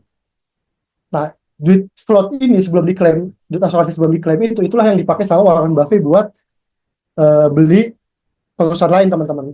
Kayak Coca-Cola gitu-gitu, Siskendi, macam-macam lah. Aku nggak tahu sih Bank of America gimana ya. Tapi kan Warren Buffett itu kan perusahaan Berkshire Hathaway-nya kan adalah perusahaan yang membeli perusahaan. Nah, dia beli perusahaan itu nyari uangnya dari floatnya ini. Makanya kalau kalian lihat Berkshire Hathaway itu punya 11 perusahaan asuransi teman-teman. Itu dari semua portofolionya Berkshire Hathaway dia paling banyak tuh perusahaan asuransi. Ada 11. Nomor 2 kalau nggak salah infrastruktur ya 10. Nah, karena itu dia bilang ya asuransi kan mending gue minjem dari float gue, itu peluru gue buat beli saham lain gitu. Nah, itu senjatanya kungfu-kungfunya Warren Buffett. Aku nggak tahu kalau di Indonesia ada nggak yang kungfu-kungfunya, kalau mana yang kungfu-kungfunya pakai float ya. Tapi aku nggak tahu, kayaknya kan industri asuransi di Indonesia belum sebagus itu ya, karena ya makanya orang-orang kaya doang. Itu pun orang kaya kadang-kadang kantornya juga dibayarin gitu. Jadi ya makin nggak pakai lagi gitu. Nah, itu kayak gitu. Nah, ini adalah topik terakhirku soal apa namanya, krisis 2008 teman-teman ya. Ini materi terakhir, sorry banget nih, kelewatan dikit, kelewatan banyak sih lebih tepatnya. Sampai 50 ya. Jadi intinya aku sangat merekomendasikan kan untuk mempelajari krisis finansial 2008 ya. Ini sangat bagus kan, jadi akan mengerti apa itu pasar modal, apa itu bank, apa itu bank sentral, apa itu asuransi. Itu di 2008 ini. Lengkap banget ya. Kemarin ada ngasih aku juga link soal Khan Academy ya, dengan bahas soal 2008, dan I think aku belum nonton sih, tapi kayaknya akan aku pelajari di sini. Jadi krisis 2008 itu penyebabnya gimana sih? Nah, ini aku udah bikin timeline versi mudahnya, meskipun sebenarnya lebih detail ya, tapi aku bikin versi lebih mudahnya. Jadi krisis 2008 tuh kayak gini ya, yang kejadian tuh kayak gini. Jadi tahun 99 teman-teman, atau 2000-an, sorry 2000-an awal, 2000, 99 2000-an, saham-saham perusahaan teknologi itu naik banget teman-teman. Tapi karena terlalu naik, tadi inget ya, intrinsic value-nya udah di atas dari, market value-nya udah di atas intrinsic value, maka dijual drop. Waktu itu saham, kalau di Amerika itu bursa sahamnya ada dua ya teman-teman. Ada New York Stock Exchange, ada namanya Nasdaq. Kalau saham-saham teknologi itu bisa di Nasdaq ya. Nah, saham di Nasdaq tuh turun sampai 75%. Krisis ekonomi tuh di tahun gara-gara bubble ekonomi ini. Nah, ketika krisis ekonomi apa yang The Fed lakukan? The Fed menurunkan suku bunga. Kalau suku bunga turun, artinya apa? Minjem kredit jadi murah. Artinya orang minjem kredit, ekonomi naik lagi. Naik, tapi implikasi teman-teman kalau suku bunga rendah, biasanya obligasi dan deposito itu rendah juga teman-teman. Misalnya The Fed bilang suku bunga 1%, tapi deposito tuh kayak cuma 2%, 3%, obligasi juga 3%, itu nggak enak gitu. Nggak, buat orang kaya kan pengen yang lebih, orang kaya pengen yang aman, tapi nggak sekecil itu juga gitu. Akhirnya para investment banker ini bikin ide gimana caranya mengebuat instrumen investasi yang aman dan aman tapi returnnya lumayan lah. Akhirnya dibuatlah yang namanya mortgage backed security ini. Intinya ini adalah KPR yang disekuritisasi. Jadi sekuritisasi adalah membuat uh, segala hal yang ada pendapatan dijadikan aset investasi. Contohnya gimana? Misalnya ada bank nerbitin 1000, ngasih 10.000 KPR. Kan ini bank harus nunggu 15 tahun kan. Akhirnya bank bilang, daripada gue nunggu 15 tahun, mending gue sekuritisasi, gue jual ke investment bank, IB pecah menjadi yang namanya MBS. Masyarakat beli, kita beli di sini. Jadi masyarakat itu membeli piutang 10.000 KPR ini. Itu disebut sekuritisasi. Future cash flow ditarik ke depan gitu lah. Itu Garuda juga pernah melakukan itu seingatku ya. Jadi pendapatannya dalam 5 tahun tarik ke depan, kan beli pendapatannya untuk 5 tahun ke depan. Dan ada namanya CDO juga, tapi terlalu kompleks lah CDO. Jadi MBS itu intinya beli piutang KPR lah. Dan bank ya udah kayak akhirnya terjadi moral hazard teman-teman. Kenapa? Karena kalau kalian lihat di sini, ini kan banyak jual putus nih. Bank nerbitin 10.000 KPR, full 10.000 dijual ke investment bank. Investment bank nge-sekuritisasi menjadikan aset, mendama MBS diputus juga, jual putus. Diputus ke retail. Artinya bank dapat duit dari IB, karena udah dibeli, IB dapat duit dari nge-retailin MBS ini, sekuritisasi MBS. Yang berarti sisa di retail. Nah, permintaan terhadap MBS itu sangat tinggi teman-teman. Karena saat itu ratingnya memang tinggi banget. Triple A, itu artinya bagus banget lah. Setara dengan obligasi pemerintah. Tapi karena permintaan tinggi, akhirnya ada moral hazard, semua orang dikasih KPR. Supaya apa? Supaya 10.000 KPR selanjutnya gue sekuritisasi lagi jadi MBS, jual lepas, jual lepas, jual lepas. Akhirnya semua orang yang gak punya kemampuan yang bagus pun dikasih KPR juga. Maka jadi namanya subprime mortgage ini. Ini adalah KPR dengan kualitas rendah lah bisa dibilang. Nah, tapi ada beberapa orang yang melihat sebenarnya value dari MBS ini nggak sesuai dengan kata orang ini triple A, tapi ini omong kosong gitu lah. Sebenarnya harga aslinya nggak triple A. Kalau di triple A harusnya di harga, kalau di triple B misalnya, itu harusnya lebih jelek lagi. Tapi karena triple A, semua orang bilang triple A, ada sebagian orang yang membeli yang namanya CDS ini, credit default swap. Intinya credit default swap adalah misalnya gini, ini harga obligasi 100, dia beli CDS, dia bilang kalau harga turun ke 20, lu harus balik tambah ke gue tetap 80 ya, supaya harganya sesuai sama ini. Jadi itu namanya transaksi derivatif ya, dia transaksi yang turunan dari mortgage backed security-nya, transaksi turunan lah. Tapi CDS ini nggak harus punya MBS ya teman-teman, jadi kan cuma bertaruh aja gitu kan, tiap bulan bayar premi, kemudian ketika harga asetnya turun kan dikembalikan sesuai ini ya kan, misal bayar 1.000 satu berapa bulan, tiba-tiba harganya asetnya drop, kan dikasih 80. Nah kan untung kan cuma bayar 10 dapat 80. Itu CDS. Nah, itu di perusahaan asuransi teman-teman. Ya intinya harganya semua saham turun, terjadilah global financial crisis, chaos, semua perusahaan banyak bank-bank dan di bailout, dibayarin sama pemerintah biar nggak bangkrut. Yang pertama di bailout itu ini. Nah, sorry, ini buru-buru teman-teman, karena sisa dikit lagi diskusi. Akhirnya yang pertama kali di bailout Freddie Mac dan Fannie Mae, itu kayak kalau di Indonesia kayak SMF, Sarana Multimedia Infrastructure, kan pelajaran SMF itu apa. Kemudian karena bank-bank punya exposure yang sama yang sangat besar terhadap MBS ini, ketika harganya drop, kamu punya duit, punya MBS harganya 100 awalnya, karena drop semua jadi sisa 20, ya kamu rugi bandar 80 kan. Akhirnya bank-bank yang punya exposure tinggi pada rugi bandar semua, mau collapse. Akhirnya beberapa bank tuh diakuisisi tuh, kayak JP Morgan nyelamatin Bernstein, Lehman Brothers tuh gak ada yang nyelamatin ya. BOFA, Bank of America itu ngakuisisi Merrill Lynch, ini banknya Warren Buffett ya, supaya nggak collapse gue belilah istilahnya. Nah, tapi pertanyaannya, ini kan yang nggak bailout, tuh kan lihat kan, yang nggak bailout ini kan ini ya swasta ya. Jadi Bank JP Morgan ngakuisisi Bank Bernstein, terus Bank of America ngakuisisi Merrill Lynch, swasta gitu. Meskipun JP Morgan itu dibantu sama The Fed juga ya. Lehman Brothers itu nggak dibantu. Pertanyaannya kenapa nggak dibantu gitu? Kenapa nggak dibantu sama pemerintah? Nggak di bailout. Yang di bailout malah Fannie Mae dan Freddie Mac. Kalau itu sih wajar ya, pasti di bailout ya. Tapi yang bank itu nggak di bailout sama pemerintah. Yang di bailout itu artinya dia teman-teman ya, dikasih duit lah, dikasih duit biar diselamatin gitu. Nah yang di bailout itu perusahaan asuransi namanya IG, American International Group. Ini perusahaan asuransi terbesar di dunia ya. Karena teman-teman dia punya exposure yang tinggi terhadap CDS ini. Ketika harganya CDS turun, bank kan banyak investasi ke CDS juga tuh. Akhirnya begitu turun turun turun semua, eh, dia harus nalangin banyak banget. Tapi kalau dia nggak bisa nalangin, berarti bank rugi. Ketika bank rugi, masyarakat rugi. Makanya kalau lihat di gambar sini, kenapa akhirnya IG yang ditalangin? Karena jangan sampai kalau IG bubar, dan Merrill Lynch kena, UBS kena, Deutsche Bank kena, Societe Generale kena, Goldman Sachs kena, JP Morgan kena. Makanya yang di bailout sama The Fed dan Kementerian Keuangan gitu, Kemenkeu-nya itu adalah IG-nya. Karena IG ini megang banyak CDS-CDS dari bank-bank ini. Kalau bank ini sampai nggak bisa mendapatkan CDS-nya, terungkap semua, maka ini kan bank-bank raksasa semua teman-teman. Kalau di bank pada kolaps, dunia bubar juga gitu.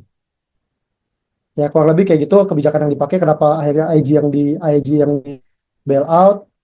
Kemudian ini ada TAP, tapi ini akan pelajari aja, ini kebijakan lainnya yang bisa dipelajari. Intinya nih, eh, tadi kan aku bilang ya, ekonomi modern itu kan bangun dari sistem kredit. Nah, sistem kredit itu apa namanya? Kalau bank sampai nggak mau ngasih kredit, maka ekonomi modern bisa kolaps lah, bisa dibilang. Nah, makanya dikasih ntar duit sama model TARP ini. Intinya Kementerian Keuangan ngasih duit ke bank supaya ngasih kredit lah, supaya nggak nahan duit gitu. Nah, ini adalah betapa pentingnya krisis 2008, dan supaya kalian tahu kenapa asuransi yang di bailout, capital market yang bikin chaos, bank yang mau mati, tapi yang di bailout asuransi gitu. Hanya aku sangat rekomendasikan 4 film yang apa namanya eh, tentang 2008. Aku juga belajar dari sini. Jadi perspektifnya beda-beda teman-teman ya. Inside Jobs ini perspektif jurnalis, mungkin teman-teman jurnalis bisa nonton ini. Apa yang terjadi di 2008? Kalau Too Big to Fail, perspektifnya pemerintah. Margin Call, perspektifnya investment bank. Big Short ini perspektifnya spekulan tadi tuh yang ngebeli CDS. Jadi kan CDS itu dibeli nggak harus punya MBS-nya, kan nggak harus punya mortgage backed security, dia asuransi kerugian lah bisa dibilang. Nama Kill Bill ini yang diperankan sama Christian Bale ya. Ini seru banget sih. The Big Short ada Christian Bale, yang Gosling, Brad Pitt. Dia untung banyak karena dia tahu MBS bakal drop, dia beli CDS banyak gitu. Akhirnya dia untung bandar, untung gede lah. Gimana cara CDS-nya untung? Nah kan pelajari lebih sendiri ya. Tapi pada intinya eh, kalau dia cuma beli per bulan $1 $1 juta, $1 juta, tiba-tiba harganya turun, harga MBS-nya turun dari 100 ke 20, maka pemegang pemegang CDS ini harga CDS-nya jadi naik gitu. Jadi yang Michael Burry jual itu CDS-nya. Michael Burry itu si Christian Bale ya. Mungkin kita aja karena udah terlalu lama, sorry banget, mau mau pemain banyak. Ini perdagangan internasional. Jadi intinya perdagangan internasional, kalau suku bunga, kalau rupiahnya melemah, sebenarnya ekspor enak lah, intinya gitu aja. Makanya tempo hari si Faris tuh sempat tweet bagus banget, dia bilang semoga ke depan kita jadi negara eksportir, supaya kalau rupiah melemah kita semua bukan ngomong, supaya kita semua ngomong alhamdulillah gitu, kata Faris gitu. Itu maksudnya kayak gitu. Ada trilema ekonomi, pokoknya kan nggak bisa mendapatkan dua sekaligus. Kan hanya bisa dua dari tiga, kan nggak bisa mendapatkan kebijakan moneter independen, yaitu kan yang stabil, dan arus modal yang arus modal yang tepat, arus modal yang free financial flow lah bisa dibilang. Entah kebijakan moneter kan baca aja, entah slide aku kasih kok. Ini studi kasus nggak ada waktu lagi kita. Mungkin segitu aja dari saya. Mohon maaf waktunya berlebihan. Terima kasih. Semoga bermanfaat.